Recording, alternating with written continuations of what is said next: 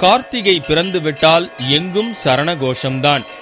தமிழகத்தை விட கேரளாவில் ஒரு நாள் முன்னதாக 16ஆம் தேதியே கார்த்திகை பிறந்துவிட்டது.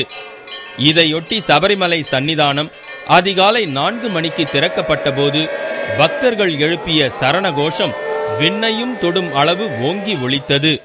புதிய மேல்சாந்தி விஷ்ணு நம்பூதிரி நடை திறந்து தீபம் ஏற்றிய பின்னர் நெய் அபிஷேகம் மற்றும் பூஜைகள் ஆரம்பமானது. இதற்கு முந்தைய நாள் புதிய மேல்சாந்தி விஷ்ணு நம்பூதிரியை பதவியேற்க செய்யும் பக்தி பூர்வமான நிகழ்ச்சி நடைபெற்றது. ஸ்ரீகோயில் முன்பு விஷ்ணு நம்பூதிரிக்கு பூஜைகள் நடத்தி அவருக்கு தந்திரி கன்று மகேஸ்வரரு அபிஷேகம் நடத்தினார். பின்னர் அவரை ஸ்ரீகோயிலுக்குள் அழைத்துச் சென்றார்.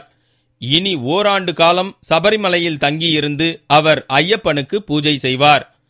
மாளிகைப்புறம் மேல்சாந்தி மாதவன் நம்பூதிரிக்கும் அபிஷேகம் நடத்தப்பட்டது.